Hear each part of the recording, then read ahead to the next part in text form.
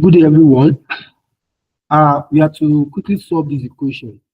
Of course, everybody knows that this equation, and if you don't know, this equation is equation involving indices.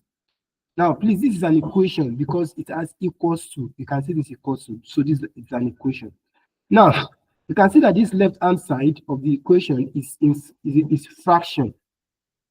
So, and is equals to 1. Of course, this right-hand side, you can also say 1 over 1, and you may not do that. So now, how do we solve this equation? The first thing is that you can do this in two ways. It's either you apply law of division, this division, to this numerator and denominator, and you say it's equals to 1, then you continue solving. Or you cross multiply.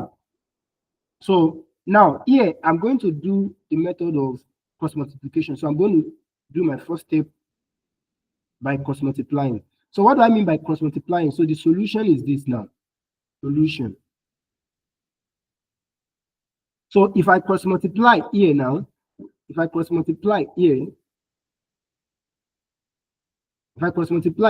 is this 125 raised to the power of 3x minus 4 is going to multiply 1. So what do I mean by that? This is actually 1 over 1. 1 is actually 1 over 1. So, and I applied scissors method.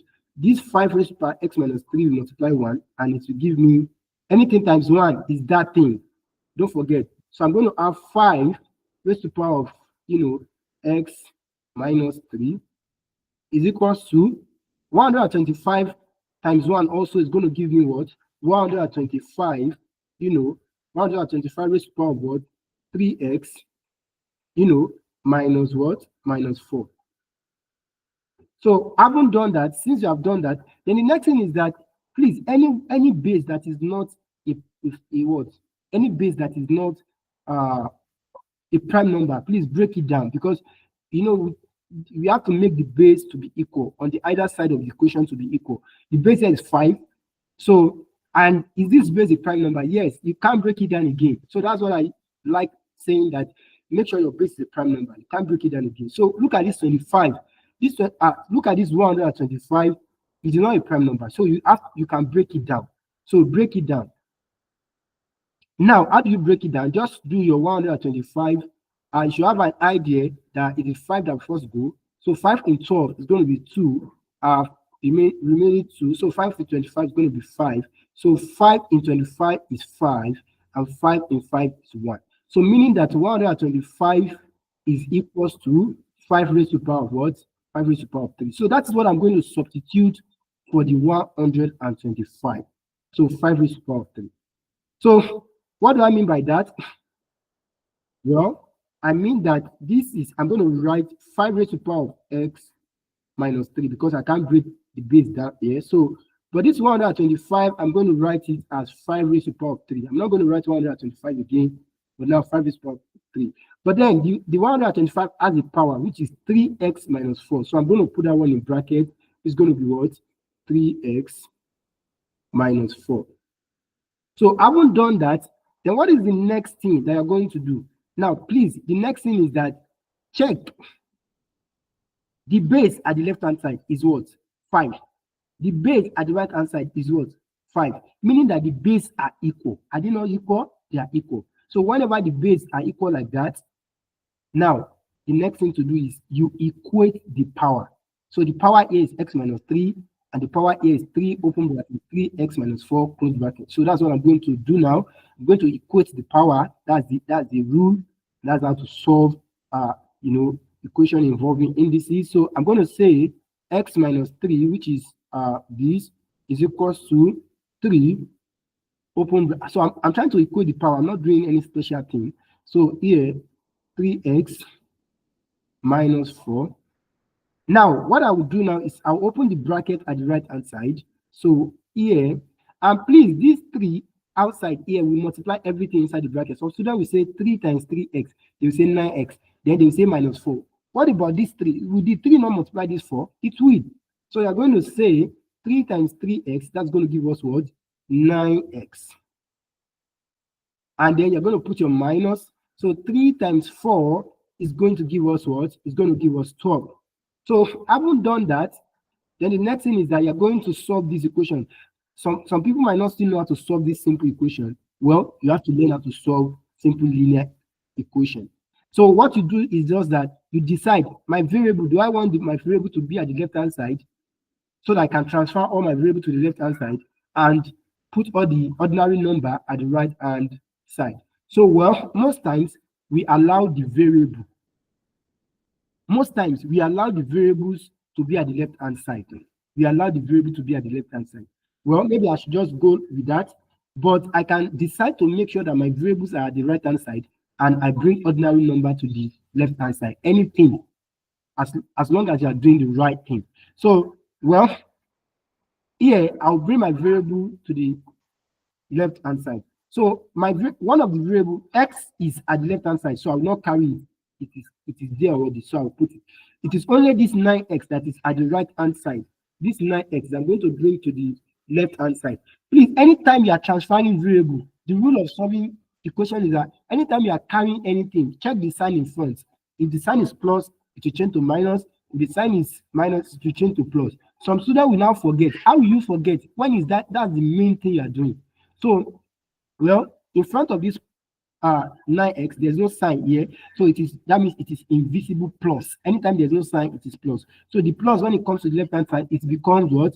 Minus. So I'm going to say that's what I'm going to say, minus what? Minus 9x.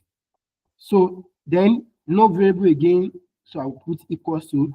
Now, some students used to fail this kind of things also. Please, can you tell me the number that was at the left hand side before, at the right hand side before? What's the number?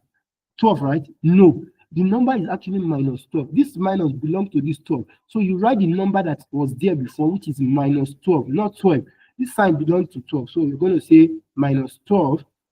Now, the thing is that this number, the ordinary number at the left-hand side, you're going to take it to the right-hand side. So this minus 3 will be taken to the right-hand side. So meaning that minus 3, when it goes to the right-hand side, becomes plus 3. So be very careful.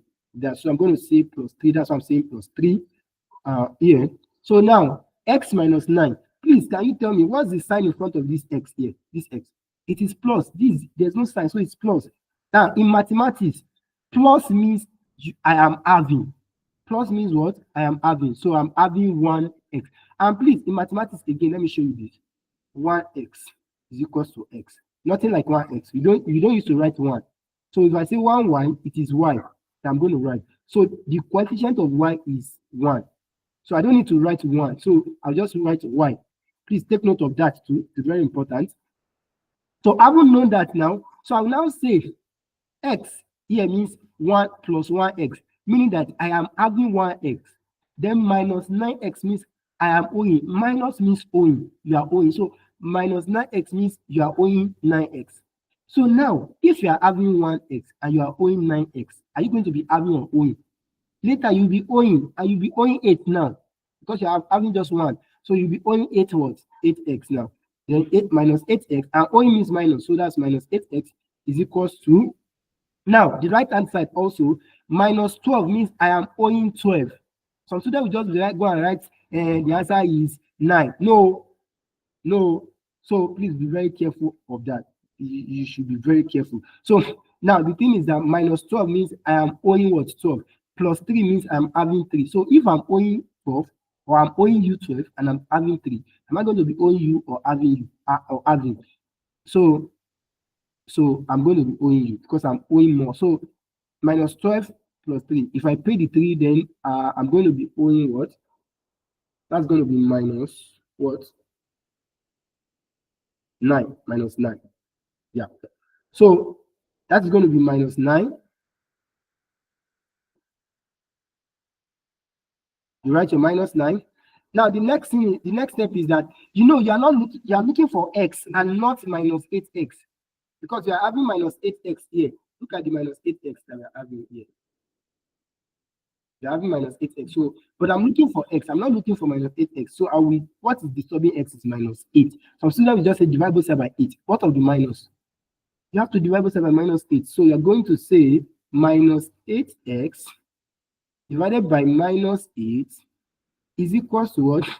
Minus 9 divided by minus 8. You use the minus 8 to divide by side. So minus we cancel minus and give you plus, whatever. So 8 we cancel 8 also. Then you can be left with your x here equals to, here minus we cancel minus also. So you have just 9 over 8.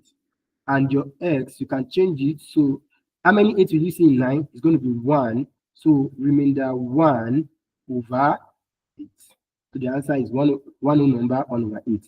Thank you.